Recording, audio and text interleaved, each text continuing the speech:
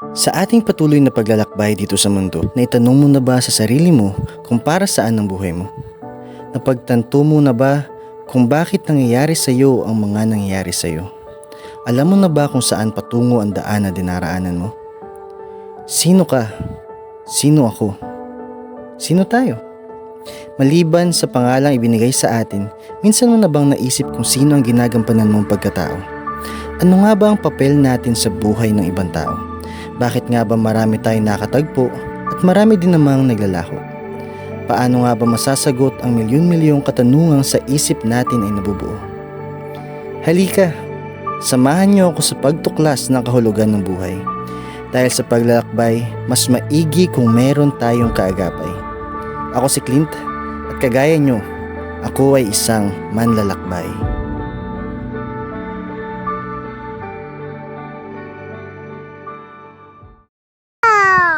Hi guys! Welcome to Alice Vlog! Magana na ikaw, magsalita ikaw. Ngayong araw ay napagdesisyonan ko nang gawin ang isa sa mga gusto kong gawin sa buhay. At yun ay ang pag-vlog. At as you can see guys, bumubuo ako ng script para sa aking pinakaunang vlog. Hay, napakahirap palang bumuo ng isang script. Akala ko nung una, simple-simple lang gumawa ng vlog. Harap sa camera, magsasalita, tapos ayun na, may vlog ka na. Pero ito ko ngayon. Basang-basa sa ulan, walang masisilungan, walang malalapitan. Ay, may kanta yan. Pero ito ako ngayon, ilang oras lang nandito pero wala pa rin masimulan. Punong-puno na ng guris tong papel ko dahil sa mga sinulat ko na binubura ko din naman kasi hindi ako satisfied. Buti na lang talaga at pang matagal tong ballpen na meron ako. Ballpen ko pa itong dinaikwat ko mula sa dati kong work eh.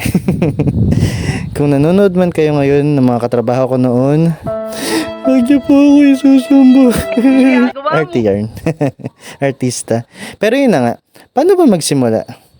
Saan nagsimula bago ang lahat? May rampeg. Pero seryoso, ano bang magandang content guys? Comment naman dyan.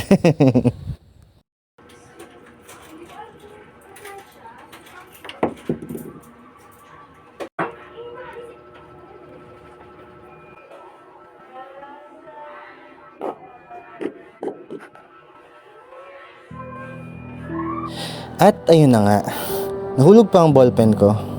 Buti na lang, hindi siya na-fall sa iba. May pa-fall yarn. Pero buti na lang talaga at matibay pagkakagawa sa kanya. Pero wait, ang galing no?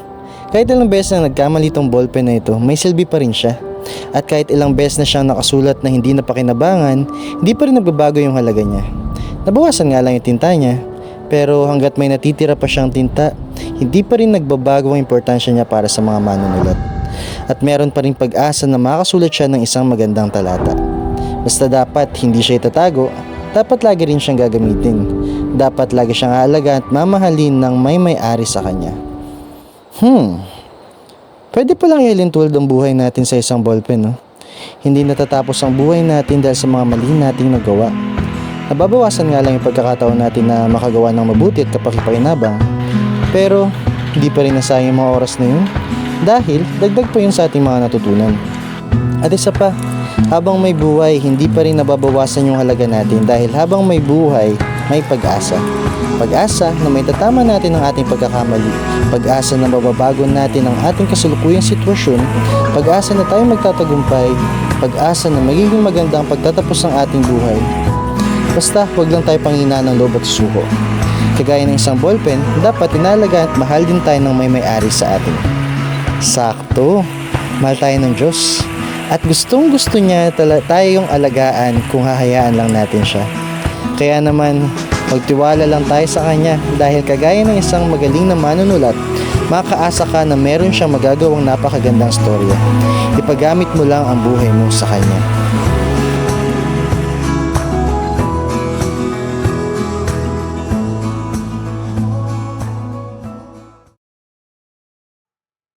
So, ayun na nga. Ano bang magandang content guys? Natapos na itong vlog ko pero wala pa rin talaga ako naisip na content. Comment naman kayo dyan. See you on my next vlog. Please like the vid, subscribe to my channel, and hit the notification bell for more contents like this one. Magsiingat ang lahat sa paglalakbay sa daan ng buhay. So ayun nga guys, pauwi na sana tayo kaso biglang umulan. May tinuturong aral tong ulan.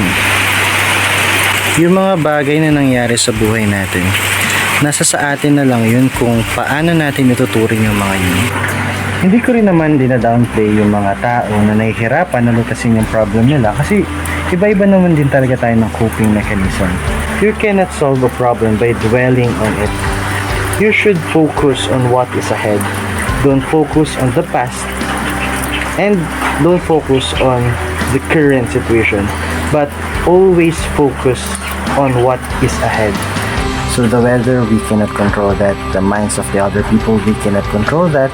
And there are a lot of things in our surroundings that we can control. But what we can control is our response to it.